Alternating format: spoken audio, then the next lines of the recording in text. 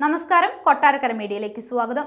സംസ്ഥാനത്ത് റോഡപകടങ്ങൾ കൂടിക്കൊണ്ടിരിക്കുകയാണ്. വാഹനങ്ങളുടെ എണ്ണത്തിലെ ക്രമാതീതമായ വർധന റോഡുകളിലെ സ്ഥിതി അതീവ ഗുരുതരമാക്കുന്നുണ്ട്. പലപ്പോഴും ചെറിയൊരു വാഹനവും വലിയൊരു വാഹനവും ഉൾപ്പെടെ ഒരു അപകടമുണ്ടായാൽ നാട്ടുകാരുടെയും പോലീസിന്റെയും പഴിയേറ്റുവാങ്ങുന്നത് വലിയ വാഹനങ്ങൾ മാത്രമായിരിക്കും. പോലീസിന്റെയും മോട്ടോർ വാഹന വകുപ്പിന്റെയും നടപടി നേരിടേണ്ടി വരുന്നത് മിക്കപ്പോഴും വലിയ വാഹനത്തിന്റെ ഡ്രൈവറും ഉടമയും മാത്രമാണ്. കഴിഞ്ഞ കുറച്ചു കാലമായി ഇതൊരു പൊതുപ്രവണതയാണ്. എന്നാൽ അടുത്ത കാലത്തെ റോഡപകടങ്ങളുടെ കണക്കുകൾ പരിശോധിച്ചാൽ അമ്പരപ്പിക്കുന്ന ചില വിവരങ്ങളാണ് പുറത്തു വന്നുകൊണ്ടിരിക്കുന്നത്.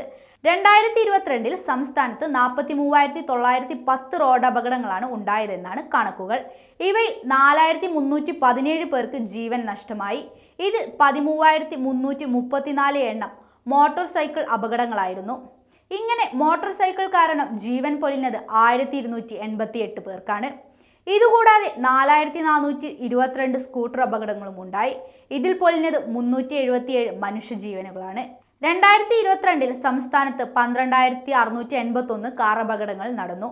ഇനി വരുന്ന കണക്കുകളാണ് അമ്പരപ്പിക്കുന്നത്. സംസ്ഥാനത്ത് സ്വകാര്യ ബസ്സുകൾ ഉണ്ടാക്കിയ അപകടങ്ങൾ താരതമ്യേന കുറവാണ് എന്നതാണ് ഈ ശ്രദ്ധേയമായ കാര്യം.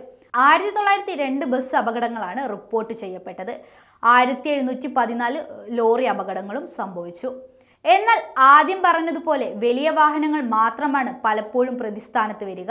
ചെറിയ വാഹനം വന്നിടിച്ചിട്ട് പോയാലും ലൈസൻസ് പോകുന്നത് വലിയ വാഹനത്തിന്റെ ഡ്രൈവറുടേതാണ്.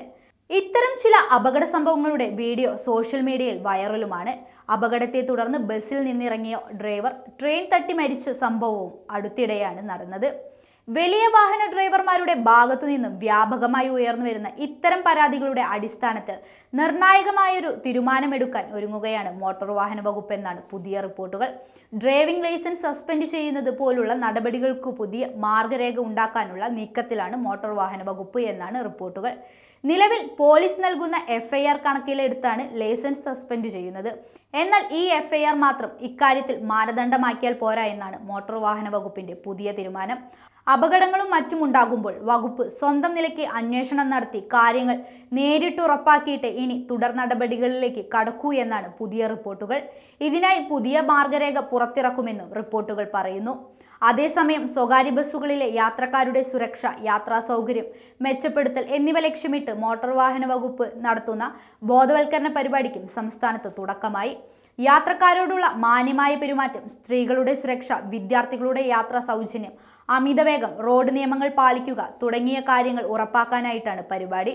ബസ്സുകൾക്കെതിരെ നിരന്തരം പരാതികൾ വന്ന സാഹചര്യത്തിലാണ് ആലപ്പുഴയിൽ ബോധവൽക്കരണ ക്ലാസ് സംഘടിപ്പിച്ചത്.